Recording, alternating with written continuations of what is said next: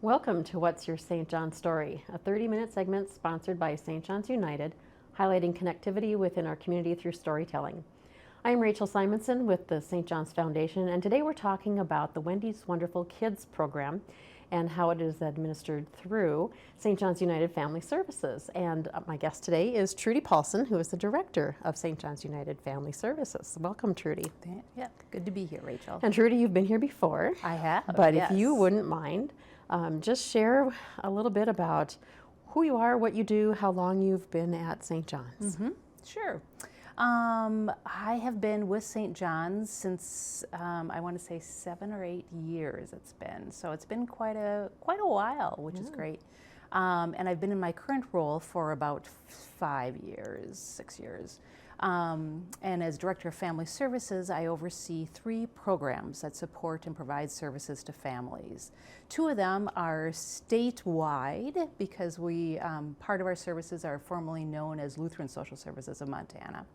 So we have a mental health counseling program providing therapeutic services for folks who are seeking counseling. And then our adoption program is also statewide. And for adoption, we are a fully licensed adoption agency providing adoptive services to families wanting to build their family through adoption, as well as working with expectant parents who are considering making a voluntary placement of their child. And then here in Billings, we have a program called Cares for Youth and Families. And that's a high-fidelity wraparound model, which is designed to support families, get them connected to resources, help them build their own natural resources so that they can be stable and healthy and strong, and hopefully avoid having the child removed because of concerns of being at risk. Yes. And today we are talking about one of the really specialized services that you offer, the Wendy's Wonderful Kids program, adoption for children out of foster care. Right. And they have what's called Wendy's Wonderful Kids recruiters, adoption recruiters. Yeah. And we have one with us at St. John's. She would have been here today if not for the weather. Right. But tell us a little bit about the Wendy's Wonderful Kids program and how that works. Sure. So the Dave Thomas Foundation for Adoption, back in 2004, developed this signature program called Wendy's Wonderful Kids. And the idea behind it is that to have individuals, and the position title is called an adoption recruiter, who have a really small caseload of youth that they're working with. And what the Dave Thomas Foundation thought, and they did a high fidelity study to determine that it was very effective, determined that if they can have these recruiters work with a small caseload of youth and do more intensive work with them, making the stronger connections, and do what is called a child-specific recruitment model, they're more likely to be placed and get out of the foster care system, and so find permanency. So data suggests that twice the rate of finding permanency through the Wendy's Wonderful Kids program. So back in, like I said, 2004 is when this program started. They started out with 7 different pilot sites, and we were, at the time we were Lutheran Social Services of Montana, we were one of those 7 sites.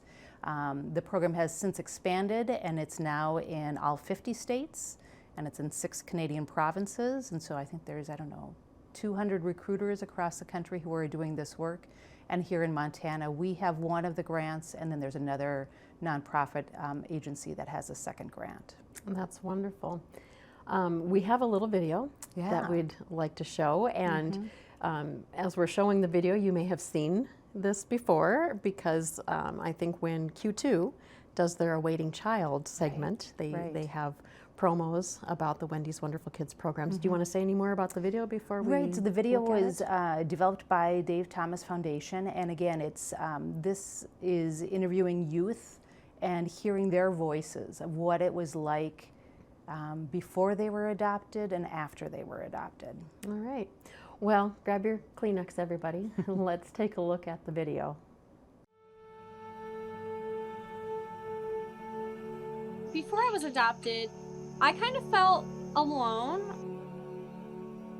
I felt nervous that I wouldn't have a family.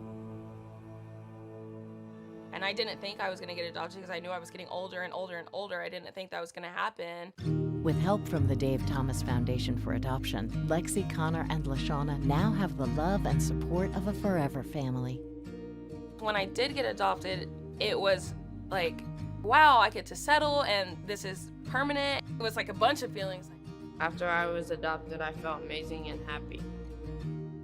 Adoption changed me for the better. I feel as if I can be whoever I want to be. Every child deserves a safe, loving, and permanent home. Help the Dave Thomas Foundation for Adoption find homes for those waiting in foster care the longest. Learn more at davethomasfoundation.org. Well, those are some really heartwarming stories and images in there. Talk a little bit about foster care in Montana. Yeah. So nationally, there's over 400,000 children who are in the foster care system. And every year, about 20,000 of those age out. And so when we think back to what we just saw in the video, you know, some of the things that those youth said is how they feel about being adopted. They feel settled. They feel like they can finally be who they want to be. And that's what we all want, right? Is we want to have that sense of somebody caring for us and somebody supporting us. And so, you know, doing what we can for these youth and children that are in the foster care system so that they don't age out and have to figure out adulting on their own, right? Yeah. They've got that support wrapped around them. So with over 400,000 youth in the foster care system across the nation, Montana is unfortunately pretty high per capita. I don't have the exact numbers, but in 2022 there was over 2,000 children in the foster care system. So again, the idea behind the work that we're doing with Wendy's Wonderful Kids is our recruiter, her name is Addie, and what she does is she has a really small caseload, averaging between 20 and 25 kids when her caseload is full. And she works very collaboratively with the Department of Public Health and Human Services, excuse me, Child and Family Services. You know, those social workers, they have really large caseloads, right, as kids are coming in and moving on. And so Addie works with them collaboratively to find out, really get to know the youth on a close basis, find out what's going on in their life, and trying to be that one stable, supportive person for them. As a youth, unfortunately, in foster care sometimes gets moved around a lot. They might start out in a foster home, and then they might get moved to a group home, then it might be a different level of care. Sometimes it's even out of state. So to have a consistency, at least somebody who's there for them, is one of the goals of the adoption recruiter through the Wendy's Wonderful Kids program. And the idea is that we're trying to find the right home for the youth, right? So it's not just getting a kid out of the foster care system and into a home, but really, is this somebody who really knows the youth? And so following the recruitment model, our recruiters like Addie, they do a really deep dive into the child's background. And so maybe reaching out to, you know, the child was in, you know, I don't know, Belt when they were in 3rd grade. So calling the school up in Belt and saying, hey, you know, so-and-so listed you as their favorite teacher. Do you remember them? And they're looking for permanency. Is this something that you might know, be open to, or do you know somebody who might be open to them?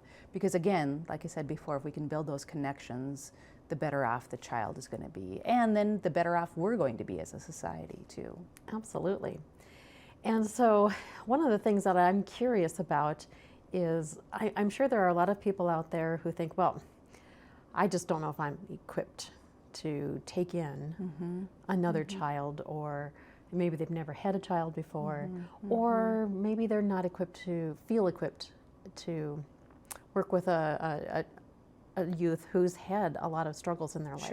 Sure. How does the Wendy's Wonderful Kids program help with those people who have identified and maybe raised their hand and say, you know, I might be willing to do this? Yeah. And that's a good point, because I think oftentimes that's when things get really tough, right? We talk about kind of the honeymoon period when a child is placed into their foster home and everybody's thinking this is going to be permanency. But for a lot of these kids, they've been in placement after placement after placement. The data from the Dave Thomas Foundation says that almost a quarter of the kids in the foster care program that we work with have been in 4 or more placements. So they're used to, unfortunately, they're used to bouncing around. Yeah. So they, find what we hope is permanency, and things are pretty good for a while. And we kind of call it the honeymoon phase, right? Everybody thinks it's great. And then there's this little push and pull. And I think what's happening is that the youth is saying, okay, you say you love me, you say you want me, but do you really? And then we add in just normal adolescent behavior, which there's that too, right? So then there's all of that coming into play. And so what we do with the Wendy's Wonderful Kids program, our adoption recruiter stays with that youth and family all the way through until finalization or permanency. Okay. Again, to be that support, to be that connection, to help the prospective adoptive family, to work collaboratively with the other professionals involved. It might be a CASA, it might be a guardian ad litem, it might be the therapist working with the family, it might be helping the youth and or family work with a therapist to talk about some of these issues and help them figure out, yeah, these are difficult challenges, but we can do it.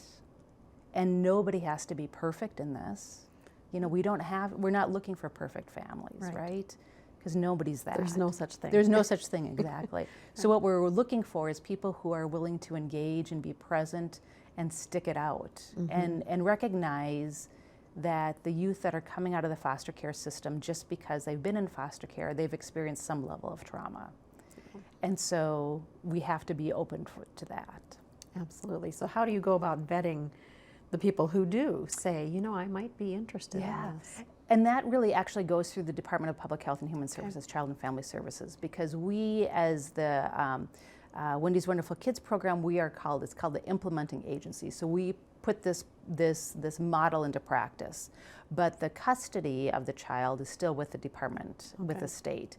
And so they're the ones who ultimately decide if this is a good fit or not.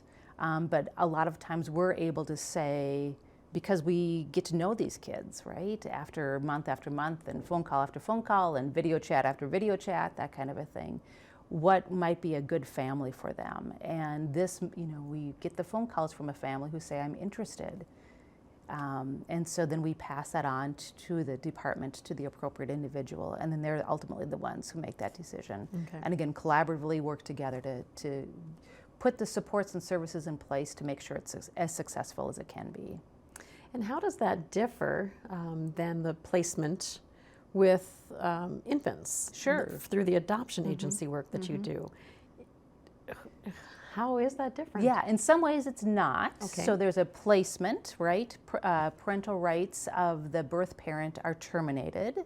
And that's either because it's voluntary, and that's the domestic work that we do with our infants, is the birth parents make a voluntary termination of their parental rights, or sometimes the court does an involuntary termination. They say, we've tried and tried and tried, and you've tried and tried, but unfortunately we say you're not able to parent your child. So parental rights are terminated, the child is placed into a prospective adoptive home, and then there's a period of time, generally 6 months or longer, and that's where there's that placement is supervised, whether it's by us as a domestic agency making an adoption placement, or by the state, by the Department of Child and Family Services. And they, again, are doing that supportive work to make sure that that placement is successful, that child is developing, is healthy and happy, that the family feels like they're getting the supports that they need to be successful.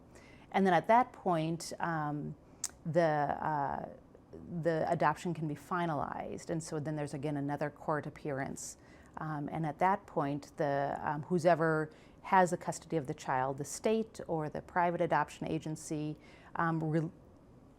that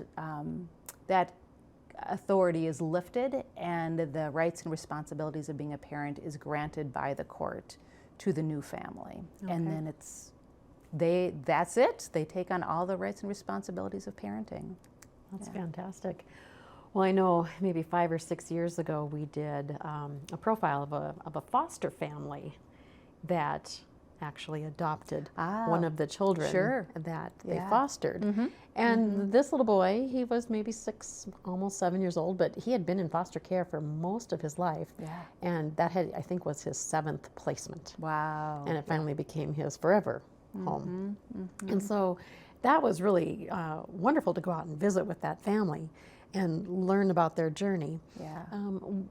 How many kids would you say in the last few years have actually found successful placement here, maybe in the Billings area or the state? Oh gosh, Rachel, I don't know that I can answer that question because I just don't have that data close at hand. I do know the state was pretty backlogged with getting those files and getting things processed, and that's moved along a lot more quickly. They've developed more efficient ways of getting the paperwork through and moving towards finalization. Because again, that's their goal too, is if reunification with the child's biological parents is not a possibility, then what can we do to make sure that this child has stability and has permanency in either a adoptive home, or sometimes it's even a guardianship. Sometimes, adoption isn't possible, but guardianship is. Again, that sense of belonging, even Right. if it's simply guardianship, you still belong to somebody. Right, exactly. Yeah. Yeah. Any idea how many kids age? Well, you said about 20% age out of this. 20,000. And that's national They're data. aging They're out aging out. every And so, and I think about that in the context, I have 2 young adult kids myself who are out of the home. But there's many parts of parenting that continue on, right? I mean, the number of phone calls that I've had and Zoom calls that we've done when we talk about car insurance, and we talk about applying for jobs, and we talk about struggles in college, and we talk about where are you going on the weekend, and what are you going to do in the holidays. So again, that idea, sometimes people say, oh, they're an adult, they don't need family.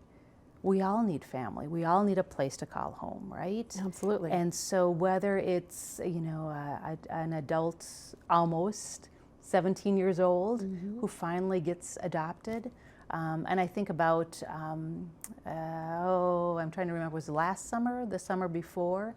But there was a young woman that our Wendy's Wonderful Kids adoption recruiter was working with, and she was 17 years old, and like months away from her 18th birthday. And she was overjoyed in the courthouse that day when the judge said, you are now the child of this person. Wow. And it's one of those things that we think, oh gosh, again, they don't really need it. Oh, but they do. But they do. They do. Yeah, and you're now making me Yeah. very emotional. Yeah. Because, your life is not over at age 18. Right. It's just beginning. Right. And you still need that family connection throughout your life. So, And I think one of the things too that, there's that adage, it takes a village, right? Yes. And so that idea too of if we can help children find stability and connection at a young age, and they grow up in an environment where they're allowed to make mistakes and grow from that and learn from that, then hopefully they're going to grow up to become successul adults. Yes. And successful parts of our community and successful members of our state and our nation. And, so then it helps all the way around, right? Absolutely. Yeah. Well, and that's that upstream model, that intervention, like the CARES program, Right. for preventing kids going into that system in the first place, and perhaps helping people not to repeat the same patterns Exactly. going forward. Yeah. Because again, I maybe have mentioned this or not. If not, or if I did, I apologize. The Wendy's Wonderful Kids data says that the youth that are in the Wendy's program, these are kids who are really oftentimes said that they're unadoptable. They're too old. They've got too many issues. They've got too much going on. Like I said before, 25% of them have been in multiple foster care systems, right? So that amount of experience that they've had, which is difficult, What can we do, like you said, that upstream to even prevent that from happening? How can we support the families and keep them healthy from the beginning? Absolutely. And when we're done with our conversation here, we are going to play another video on our way out that talks about unadoptable is an unacceptable word. Right, Yeah. right, yeah. So let's pivot a little bit to how does all of this fit into St. John's United? So much of the community thinks of St. John's as residential opportunities for older adults, healthcare for aging adults. Yeah. How does all this fit in? Yeah. Yeah, that's a really good question, right? And I get that a lot when I say what I do, and I work at St. John's, and I kind of get this, what? I didn't know St. John's does that. But when you think about what the mission of St. John's is, right? To provide living opportunities within nurturing environments of hope, dignity, and love. I think the work that we do in family services, the work that we do with youth, children, newborns, 17-year-olds, families, that's what we're trying to do, right? Is we're trying to provide, help them find nurturing environments. And it might not be the new chapel court on the corner of Shiloh and Rimrock. It might be in a small little house in the middle of wherever in central Montana, because this is a family who wants to take a child in, right? But that is a living opportunity, and it's nurturing, and it's hope, dignity, and love. And again, that's what we need for everybody in this community. Yeah. So I think that's how it fits in with what St. John's does. Yeah, the mission statement has never really defined who Right. that mission is for. Right. It really is for people who need hope, dignity, and love. Right. And that really is everybody. Right. Yeah. So if somebody were interested in any of the services that we've been talking about today, whether it's adoption, Sure. birth parent counseling, being a foster parent, adopting through foster care, Right, right. how do they get in touch with you? Sure. So they're more than welcome to call me, and I can certainly help direct them to whoever it is, whether it's within our organization or even one of the agencies or the partners that we work with, whether it's the department or somebody else. And so my number is 406-655-5425. And Family Services has a drop-down menu on our Right. website Yep. at stjohnsunited.org. And there's a confidential contact us mechanism right there as well. Right. And Yep. somebody That's another will way reach to out to get, you. Yeah, that's another way to get a hold of us. Yeah. Yeah, and on there, if you go to the St. John's website, and then you go to the adoption page, there's a little blurb in there that talks more about the Wendy's Wonderful Kids program. And in there is the contact information for Addie, our Wendy's Wonderful Kids adoption recruiter, so you can contact her directly and ask for more information.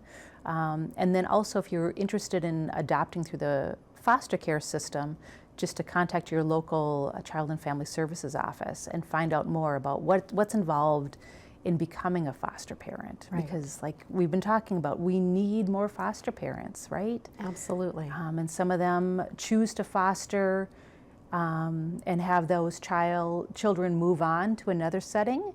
And some of them, like that family that you just talked about, choose to adopt the child that they were currently fostering. Yeah. And all of that love is important along the way in the child's life, no matter how long they're with the foster parent, right? Right. Yeah, Right. absolutely. So we have just a couple of minutes remaining, and like I do with everybody who comes, I'm going to ask you to reflect on the question. You know, if I were to run into you in the community and out of the blue, just ask you, what's your St. John story? How would you respond? I think it's kind of what we've just been talking about, how St. John's encourages and supports me as an employee and the clients that I work with and the elders that live at St. John's, those who receive services from St. John's, how they can continue to live their lives full of hope, dignity, and love. And I think it's just that premise of we are here to support each other, to care for each other, to take risks, to try new things. Yeah. Yep. Taking risks on behalf of others. Right. Yeah, absolutely. Well, thank you for the good work that you do at St. John's. Thank you for your team of people. It does take a team of people to do this. For and sure. you are all over the state. Right. So no matter where you are out there, if you have an interest in the foster care program or how you can get involved, or perhaps foster a child or adopt a child, stjohnsunited.org under the Family Services menu, and then just go to the adoption page for that. And I will thank you for watching again and encourage you to stay tuned so that you can watch the video on unadoptable is unacceptable. And again, grab your Kleenex and rejoice in those placements for the kids who have found forever homes. Thanks again for watching.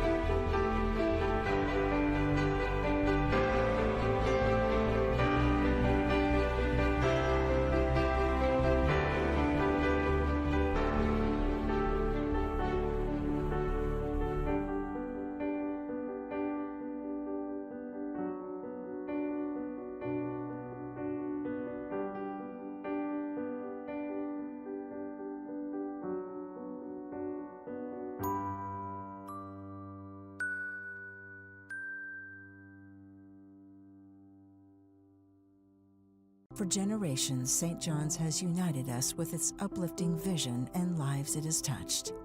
There are thousands of stories about St. John's. Prayers answered for a long-awaited adoption, pain-free relief after healing from injury, settling into a new home for the next phase of life, the comfort of compassionate end-of-life care, the joy that comes from volunteering, and at-home help that supports the fullest life. At St. John's, we are creating community and bringing families together. We offer many services for home, health, and family, from childcare, support for an unplanned pregnancy, and physical therapy, to home health care, senior living services, and hospice care. For all times of life, we are here for you. The heartwarming stories of St. John's are woven into the fabric of our community. What's your St. John's story?